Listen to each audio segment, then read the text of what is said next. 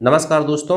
देखिए दोस्तों, आज के इस वीडियो में अपन सॉल्व करने वाले हैं मैथ्स के अति महत्वपूर्ण 6 प्रश्न। ठीक है, और ये जो 6 प्रश्न हैं दोस्तों 6 टाइप के हैं, मतलब 6 चैप्टर से हैं। ठीक है, इनमें से दोस्तों एक या दो टाइप के क्वेश्चन आपको 100% एग्जाम में देखने को मिलेंगे। बहुत ही आसान क्वेश्चन होते हैं। ठीक है, मात्र दोस्तों आधा मिनट में हम क्वेश्चन को सॉल्व करेंगे। एक क्वेश्चन को आधा मिनट में सॉल्व कर लेंगे। ठीक है, पहला क्वेश्चन है, दो संख्याओं का गुणनफल 1500 है। दो संख्याओं का गुणनफल कितना बोल रहा है? 1500 बोल रहा है। और महत्तम समापवर्तक दोनों का कितना है? 10 है। तो दोनों संख्याओं का लघुत्तम समापवर्तक क्या होगा? देखिए दोस्तों, इसका सिंपल सा रूल होता है, दो संख्याओं का गुणनफल। ठीक है, गुणनफल बराबर याद रखना दोस्तों, दो संख्याओं का गुणनफल बराबर दोस्तों लघुत्तम समापवर्तक गुणित क्या होता है? महत्तम समापवर्तक होता है। ठीक है, गुणनफल कितना है? 1500 है। ठीक है, लघुत्तम समापवर्तक कितना है? ज्ञात करना है। ठीक है, लासा हमें ज्ञात करना है। और महत्तम समापवर्तक कितना दिया? 10। ठीक है, तो लघुत्तम समापवर्तक बराबर कितना हो जाएगा बटे?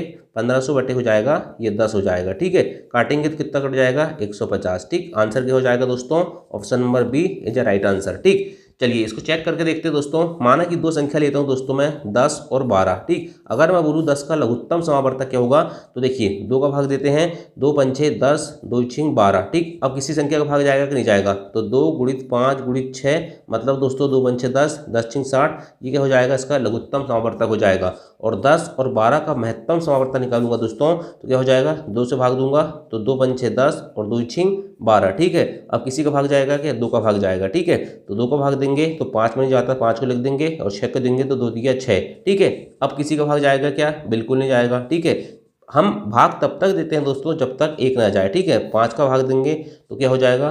5 एकम 5, 3, और यहाँ पर 3 का भाग देंगे दोस्तों तो ये 1 1। ठीक है, अब इसको क्या करते हैं? हम जोड़े बनाते हैं। तो यहाँ सिर्फ 2 का जोड़ा बन रहा है, मतलब दोस्तों हमको पता चल गया कि 60 क्या आ गया? यहाँ पर 60 आ गया लघुत्तम समापवर्तक, और 2 आ गया क्या? महत्तम समापवर्तक। ठीक है, अब इन दोनों को गुणा करेंगे दोस्तों, 60 गुणित 2 बराबर कितना हो जाएगा? 120। तो संख्या 120 आ रही है क्या? तो देखिए इन दोनों को गुणनफल 10 और 12 को गुणनफल कितना हो रहा है? 120 हो रहा है ना। मतलब दोस्तों गुणनफल बराबर लघुत्तम समापवर्तक गुणित महत्तम समापवर्तक होता है। ये फार्मूला आपको याद रखना है, और इस फार्मूले से दोस्तों क्वेश्चन आएगा तो आपसे आप बन जाएगा। ठीक, चलिए नेक्स्ट क्वेश्चन देखते भाई।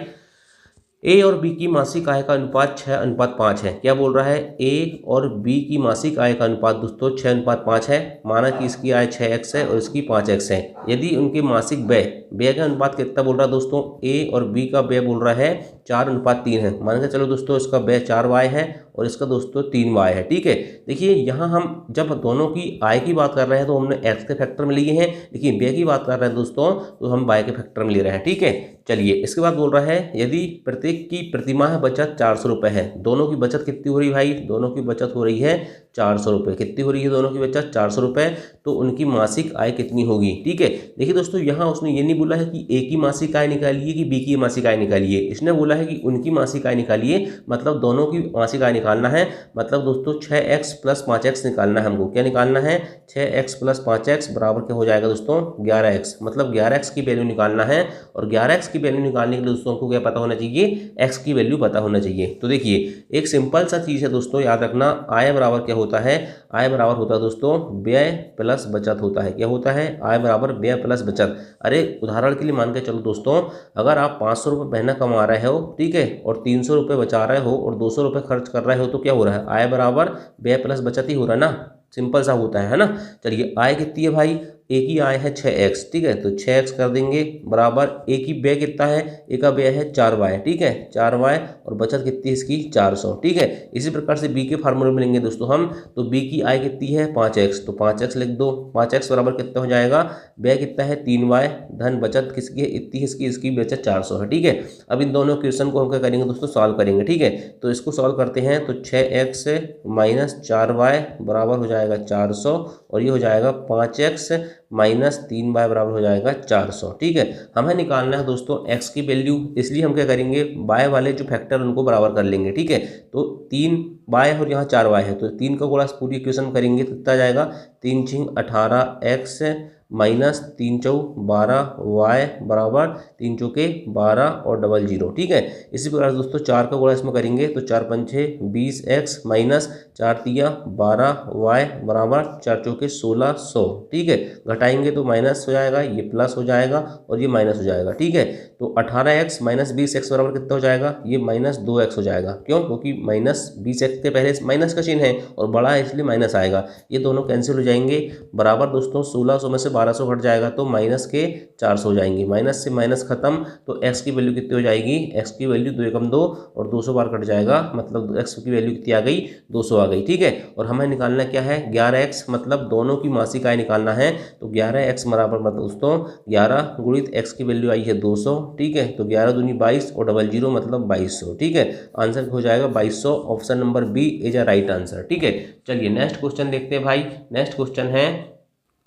क्वेश्चन नंबर 3 है, यदि x अनुपात y बराबर 2:3, y अनुपात z बराबर 2:1 हो तो x अनुपात y अनुपात z का मान ज्ञात करो। ठीक है, इस प्रकार के क्वेश्चन दोस्तों अभी पटवारी में आ रहे हैं। ठीक है, तो देखिए इस प्रकार के क्वेश्चन कभी भी आएंगे ना भाई, तो पहले इसको देखियो, ऐसे लिखते हैं, x अनुपात y लिखा है ना, ठीक है, और ये y अनुपात z है तो y के नीचे y लिख दो और अनुपात z लगा दो। ठीक है, तो ये सिर्फ समझने की बात है। एक्चुअल में दोस्तों देखिए 2:3 है x अनुपात y का, तो 2:3 लिख दो। ठीक है, इसके बाद दोस्तों देखिए y की वैल्यू यहाँ 2 है, ठीक है, और z की वैल्यू 1 है, इसलिए y के नीचे y लिखेंगे तो y के नीचे यहाँ पर 2 अनुपात कितना हो जाएगा, 1 हो जाएगा। अब क्या करते हैं, 3 है और ये 2 है। ठीक है, तो 3 के इधर भी दोस्तों हम क्या लिखेंगे, 3 लिखेंगे, और 2 यहाँ पर है तो 2 के इधर भी क्या लिखेंगे, 2 लिखेंगे। ठीक है, इन दोनों का क्या कर देंगे, अब गुणा कर देंगे, 2 दूनी 4, 3 दूनी 6 और 3 एकम 3, 4:6:3। ठीक है, कुछ नहीं करते दोस्तों, ये आ गया आंसर ऑप्शन नंबर सी। ठीक, एक बार और बता देता हूँ, हमको क्या करना रहता है, मान के चलो दोस्तों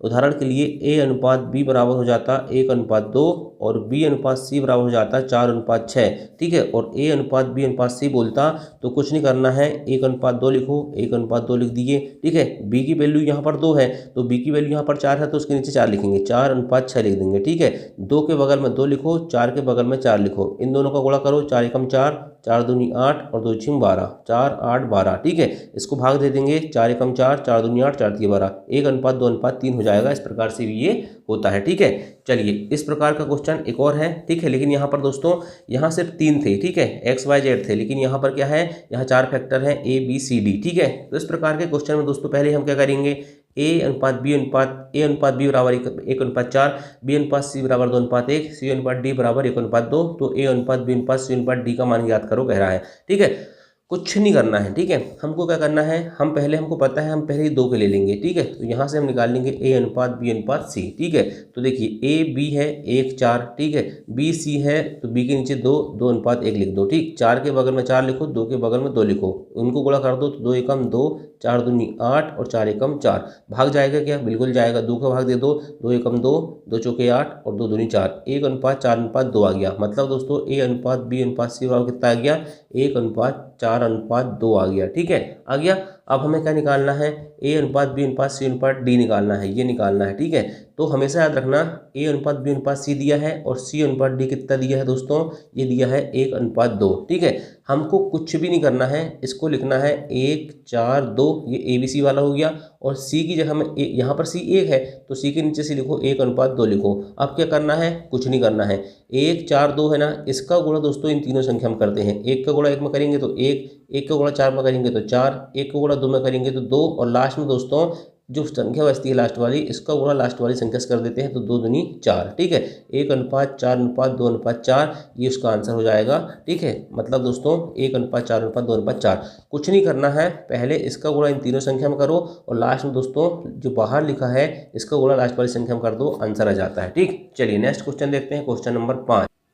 क्वेश्चन नंबर 5 है, ए और बी की वर्तमान आयु में 5:4 का अनुपात है। ए और बी की वर्तमान आयु में 5:4 का अनुपात है, तो 5x मान लो और 4x मान लो। 2 वर्ष पूर्व कितनी हो जाएगी दोस्तों, 5x - 2। ठीक है, और इसकी कितनी हो जाएगी, 4x - 2। ठीक है, इसका अनुपात कितना कह रहा है, 4:3 था। ठीक है, 5x - 2 और 4x - 2 का अनुपात कितना था, 4:3 था। ठीक है, तो इसको कैसे लिखते हैं, 5x - 2 बटे 4x माइनस कितना हो जाएगा, 4x माइनस 2 हो जाएगा। ठीक है, 2 वर्ष पूर्व उनकी आयु में 4:3 का अनुपात था। ठीक है, तो 5x माइनस 2, 4x माइनस 2 ये लिख दिया बराबर 4/3। तिर्यक गुणा कर दो भाई, तिर्यक गुणा करेंगे 3 का इसमें 3 5 15x माइनस 3 दूनी 6 बराबर 4 चौके 16x माइनस 4 दूनी 8। ठीक है, अब 16x इधर इधर ले चलेंगे और ये 8 को इधर ले आएंगे तो -6 + 8 हो जाएगा 2 और 16x में से 15x गए तो x की वैल्यू कितनी आ गई 2। हमें निकालना क्या है, एक ही वर्तमान आयु, एक ही वर्तमान आयु कितनी है 5x और x की वैल्यू आ गई 2, तो 5x में वो गुणा करेंगे 5 × 2 तो कितना आंसर हो जाएगा 10, मतलब 10 वर्ष हो जाएगी दोस्तों एक ही आयु। अगर बी की बोलता तो 4 × 2 कर देते तो 8 आंसर आ जाता। ठीक है, चलिए नेक्स्ट क्वेश्चन देखते हैं और लास्ट क्वेश्चन है x² माइनस 5x प्लस 6 बराबर 0 के मूल होंगे। इस प्रकार का क्वेश्चन पिछले बार MP फॉरेस्ट गार्ड के एग्जाम में हर शिफ्ट में आया था। ठीक है, कुछ नहीं करते भाई, हमको कुछ भी नहीं करना है, इसको सॉल्व करने की 3 मेथड होती हैं। ठीक है, मैं तीनों मेथड बता देता हूँ आज, है ना। तो देखिए कुछ नहीं करना, पहली मेथड जो सबसे सिंपल मेथड होती है दोस्तों, इसके हम क्या करते हैं गुणनखंड तोड़ते हैं। x² माइनस 5x प्लस 6 बराबर 0 है ना, तो ऐसी संख्या बताओ दोस्तों जिसको जोड़ने पर 5 और गुणा करने पर 6 आता है, तो सर ऐसी संख्या होती है 3 और 2। ठीक है, तो x² minus 3x minus 2x plus 6 बराबर कितना हो जाएगा 0। x माइनस 3 माइनस 2 और x माइनस 3 बराबर कितना हो जाएगा 0। यहाँ से x माइनस 3 कॉमन निकलेगा, अंदर बच जाएगा x माइनस 2 बराबर 0। तो x की वैल्यू कितनी आ गई दोस्तों 3 और x की वैल्यू कितनी आ गई 2, मतलब दोस्तों इसका राइट आंसर हो जाएगा ऑप्शन नंबर ए। ठीक है, ये हो गई पहली मेथड। दूसरी मेथड से बताता हूँ मैं फिर से एक बार और। ठीक है, दूसरी मेथड ये है दोस्तों, ये भी फिर से लिखता हूँ इसको, x² माइनस 5x प्लस 6 बराबर 0। ठीक है, तो एक फार्मूला होता है दोस्तों विविक्तकर का। ठीक है, उसके हिसाब से होता है अंडर रूट के अंदर, देखो इसके लिखते हैं -b plus minus under root b वर्ग माइनस 4ac/2a। ठीक है, ये फार्मूला होता है। यहाँ इसको क्या करते हैं दोस्तों, इसकी तुलना करते हैं ax² plus bx plus c बराबर 0 से तुलना करते हैं। ठीक है, तो यहाँ देखियो -b मतलब ये -b मतलब क्या है, यहाँ पर b की वैल्यू दोस्तों -5 है और माइनस यहाँ गया है b, तो इसलिए हो जाएगा 5। ठीक है, प्लस माइनस अंडर रूट के अंदर b वर्ग मतलब 5 का वर्ग कितना हो जाएगा दोस्तों, -5 का वर्ग कितना हो जाएगा 25, तो 25 माइनस, ठीक है 4, a की वैल्यू कितनी है 1 है। ठीक है, c की वैल्यू कितनी है 6, इसको लिख देंगे बटे 2a, 2 × a की वैल्यू कितनी यहाँ पर 1 है तो 1 लिख दूंगा। ठीक है, अब इसके बाद क्या करूँगा 5 प्लस माइनस ये हो जाएगा दोस्तों 25 माइनस 4 × 24। ठीक है, बटे 2। ठीक है, अब क्या होता हो जाएगा 5 हो जाएगा प्लस माइनस 25 में 24 गए तो अंडर रूट 1 बच जाएगा और अंडर रूट 1 का मतलब कितना होता है, अंडर रूट 1 का मतलब 1 होता है बटे 2। अब प्लस चिन्ह लेंगे तो 5 और 1 कितना हो जाएगा, 5 और 1 6 बटे 2 हो जाएगा 3, और जब माइनस चिन्ह लेंगे तो 5 में से गए 4, 4 बटे 2 बराबर कितना हो जाएगा 2। ठीक, इससे भी आंसर आ गया 3 2। ठीक है, एक और मेथड होती है दोस्तों, इसको हम कहते हैं ऑप्शन चेकिंग मेथड। क्या कहते हैं, ऑप्शन चेकिंग मेथड। देखिए 3 2 आंसर आ गया, हमको पता है। हम क्या करेंगे दोस्तों, 3 की वैल्यू रख के देखेंगे इसमें तो 0 के बराबर आता है कि नहीं। 3 का स्क्वायर कितना हो जाएगा 9 माइनस 5 × 3 प्लस 6 करेंगे। ठीक है, 9 6 15 माइनस 15। ठीक है, बराबर कितना आ गया 0। ठीक है, एक सेटिस्फाइड कर रहा 3। अब दूसरा देखते हैं 2 को, 2 की वैल्यू रखेंगे तो 2 का स्क्वायर कितना हो जाएगा 4 माइनस 5 × 2 करेंगे कितना हो जाएगा 10 प्लस 6, 4 और 6 10 और माइनस 10 बराबर 0। बाकी देखिए दोस्तों कोई भी ऑप्शन, बाकी जितने ऑप्शन है BCD, ठीक है, इनके दोनों संख्याएं दोस्तों इसको क्या करेंगी सेटिस्फाइड नहीं करेंगी। मतलब दोस्तों जो मूल होते हैं वो क्या करते हैं, इस इक्वेशन को क्या करते हैं सॉल्व करते हैं और इसे द्विघात समीकरण या वर्ग समीकरण बोलते हैं। ठीक, तो ये है दोस्तों आपके 6 क्वेश्चन, 6 प्रकार के बहुत आसान क्वेश्चन है, लेकिन एग्जाम में MP फॉरेस्ट गार्ड के देखने को मिलेंगे। ठीक है, तो चलिए दोस्तों वीडियो पसंद आया होगा तो लाइक करना। ठीक है, थैंक यू, जय हिंद जय भारत।